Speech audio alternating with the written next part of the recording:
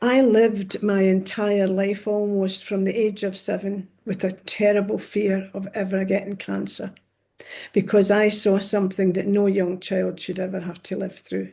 My school friend Isabel, her dad had lung cancer. And towards the end, there was no such thing as palliative care back then. I was born and brought up in Glasgow, where you survived if you were a fighter and you didn't if you weren't. So he had come home basically to die. But it took quite a while. It took weeks and weeks. And he was in the living room in a made up bed. And when we went back from school, one day we would go back to my house, the other day we would go back to hers. I didn't want to go to her house. I did not want to go, but I couldn't not go. And I watched that man turning from a big, heavy built man, handsome man, to a living skeleton. And it terrified me. And people should never have to go through that. And thank God nowadays they never would. That wouldn't happen now. You would hope anyway. So I lived my whole life with a fear of cancer. Okay. Well, my name's Rona Barber, born in Glasgow, one of 8 siblings to blind parents. So I did have a very unusual childhood, which I didn't appreciate at the time, but you do as you get older. You realise my mother's life was unbelievable, and none of us really appreciated that until we were adults ourselves. I've always been a storyteller, I think, since about the age of 5 when I had to tell the stories to my new baby brother, because I was number 7 and he was number 8. And I think story is very important for people. If you don't know your story, then there's something missing in your life. We should all at least have our own story. And my story is quite incredible, actually. I mean, my nickname is the unsinkable Rona B because I've had so many brushes with death and I'm still here. Of course, cancer being the main one. Yeah, I've got 5 children myself and 6 grandchildren. I've got no favourites. I don't like any of my children, and I love all my grandchildren the same. I tell people about this all the time because I want them to be aware of how this can happen to anybody. You don't expect it, but you always, I mean, especially when for younger people, I make this message very strong. You always think it's never going to happen to you until it does. And I was in the car with my daughter and she was driving, so I was on her right-hand side. And she said to me, "What's that black mark on your face, Mum?" I said, "What mark?" She said, "You've got a black mark on your face." And it was right here, a mole or a freckle or something. I've got all of those kind of things. She went, "Mum, you don't get black moles and you don't get black freckles. This is black. Have you had it looked at?" I said, "Don't be ridiculous. Look at the size of it." It was literally like the size of a pen prick. She went, "Mum, it doesn't matter what size it is, it's black." And her friend is a doctor of dermatology. And I think that's why she's on it all the time. So she said, "Just do me a favour and go and have it looked at." I says, "Well, I'll go when I come back." I was coming over here. But this was a Thursday, and on the Monday I was coming over to Italy. And she went, "No, you've got to do it before you go."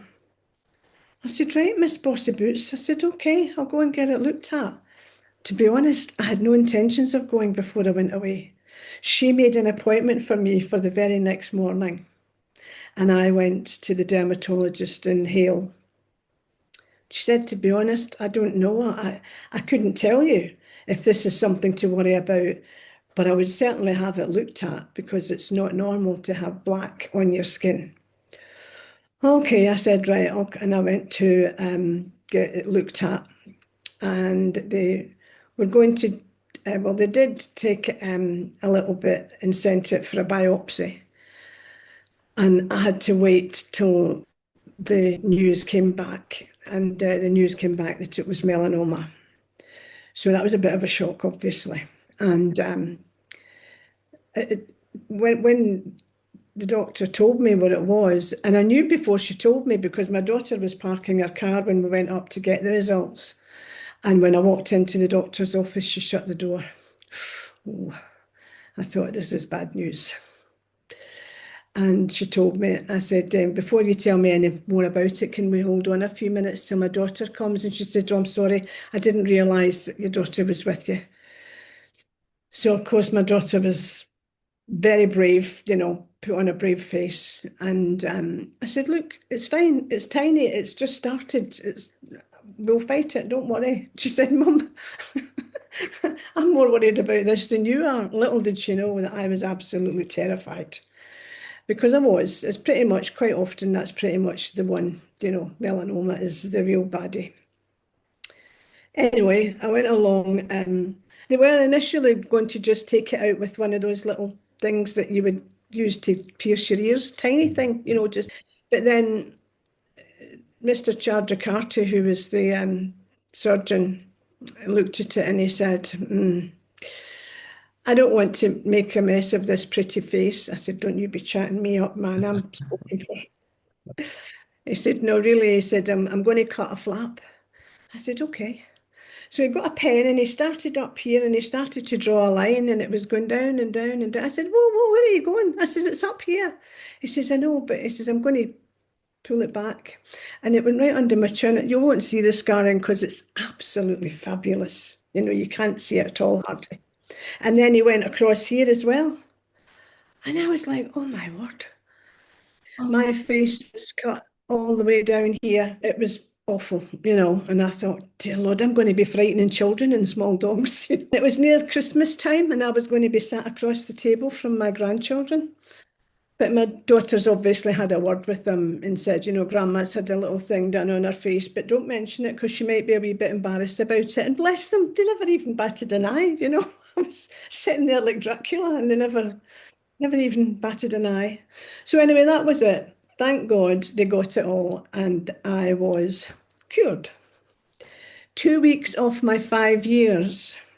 During COVID, I decided to give myself a lockdown haircut. I've got a reputation for that kind of thing. Do you know what I mean? Just going for it and in the shower, and and then I come out and I've just got a towel wrapped around me. And I live on my own, so there's nobody there to see anything. And I start to cut my hair, and I'm like this, trying to see round the back, and I spotted it. Another one, right there. Damn. And I knew what it was, so I phoned my daughter and I said, I think I've got another one of those things on my back. Do you mean a melanoma, Mum? I said, yes. Can you take a picture of it? That was a laugh in itself. Me trying to take a picture of this thing on my back.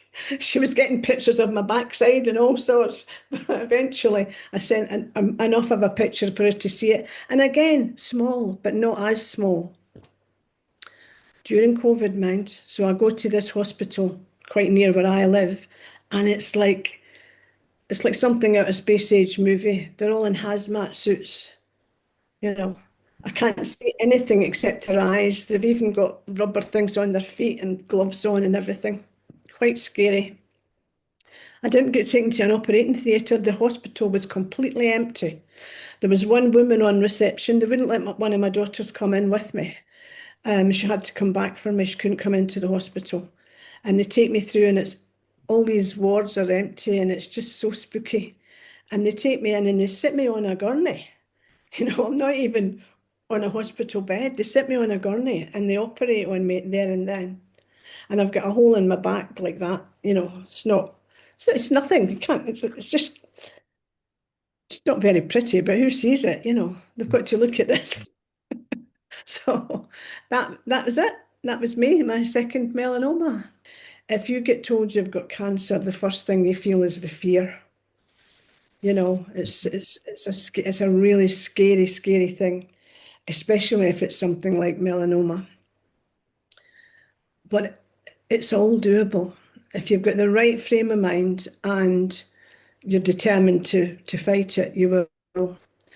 So that's what's needed. People need information and they need to know that there's somewhere that they can go if they're worried or if they want to talk about it. Because that's the biggest fear. If you think there's something wrong, go and check it out. Yeah. The doctor won't be annoyed at you coming along. He'll be annoyed if you come along 6 months later and things have got bad. Why didn't you come before is what you'll get. So.